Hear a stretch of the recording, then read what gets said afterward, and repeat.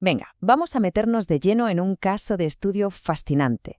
Hoy analizamos uno de esos días en el mercado de divisas en los que la lógica parece que se da la vuelta por completo.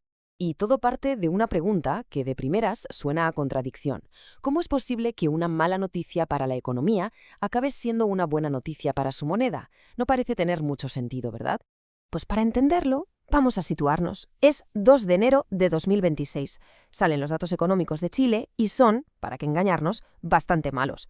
Lo lógico sería pensar que su moneda, el peso chileno, se debilita. ¿No? Pues ocurrió justo lo contrario. El peso, de repente, se hizo más fuerte. Y claro, aquí es donde nos preguntamos, pero bueno, ¿qué está pasando? Lo que estaba pasando en realidad era una batalla épica. Un auténtico tira y afloja entre dos fuerzas económicas gigantescas, cada una tirando de la cuerda en direcciones completamente opuestas. A ver, para que nos entendamos. En una esquina del ring teníamos al equipo peso débil. Su argumento se basaba en la realidad económica, en los datos puros y duros del país. Y en la otra esquina, el equipo peso fuerte, que se movía por otra cosa, los enormes flujos de dinero que mueven los mercados globales. Y ojo que el equipo peso débil tenía razones de sobra. El dato clave de crecimiento económico, que allí se conoce como IMACEC, fue un auténtico jarro de agua fría. Se esperaba un crecimiento del 2,3% y la realidad fue de apenas un 1,2%. Esto normalmente es una señal de alarma para que el Banco Central se ponga en modo dovish, un término que vamos a aclarar ya mismo.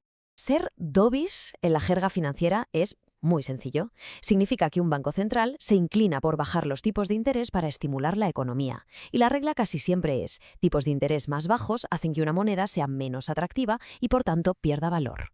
Pero claro, el equipo peso fuerte tenía un as en la manga. Y menudo as. El precio del cobre, que es la principal exportación de Chile, estaba por las nubes. Y además, había una entrada brutal de dinero de inversores extranjeros. Básicamente les daba exactamente igual que los datos locales fueran malos.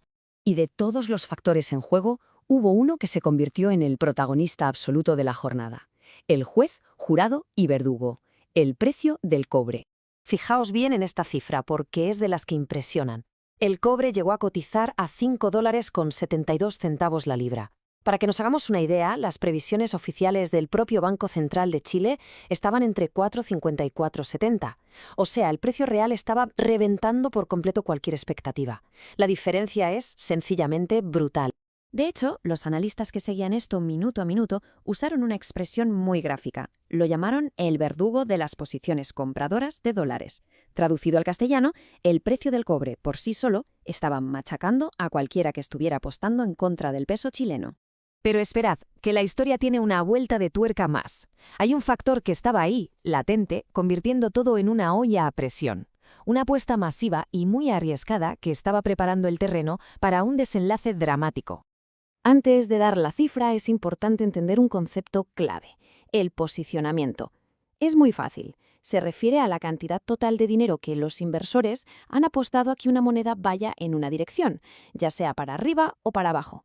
Bueno, pues agarraos. La cifra es 7.090 millones de dólares. Ahí es nada.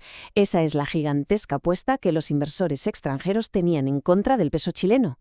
Estaban convencidos de que el peso iba a debilitarse y, claro, de momento estaban perdiendo muchísimo dinero. Los propios analistas describían la situación como una bomba de tiempo esperando a estallar. El riesgo era inmenso.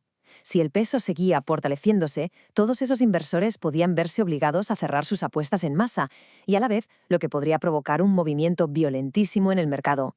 Con el mercado en este punto de máxima tensión, los analistas veían 3 posibles caminos para salir de este embrollo. 3 escenarios sobre cómo podría terminar esta batalla.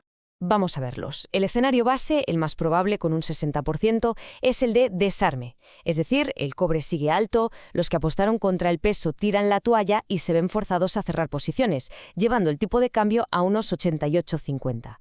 La alternativa, con un 30%, es que el mercado se quede quieto en rango a la espera de nuevas señales. Y por último, el escenario de riesgo, con solo un 10%, que haya un shock global, algo que asuste a los mercados y provoque una huida hacia el dólar, lo que dispararía el precio a 915. Y todo esto nos lleva por fin a la gran conclusión, a la lección más importante que se puede extraer de un día como este. El veredicto es rotundo. La fuerza bruta del dinero, de los flujos de capital, estaba pasando por encima, estaba aplastando por completo la realidad de los datos económicos. En pocas palabras, el dinero le estaba ganando la partida a la economía real. La frase que lo resume todo, dicha por los propios analistas, es esta: el flujo manda sobre la macro hoy. No se puede decir más claro ni más alto. El poder de las grandes apuestas, del gran dinero, es lo que estaba marcando el ritmo del mercado por encima de todo lo demás. Y esto nos deja con una reflexión final que va mucho más allá de este caso. En los mercados, al final del día, ¿qué importa más? ¿La realidad tangible o la percepción que tiene todo el mundo de esa realidad?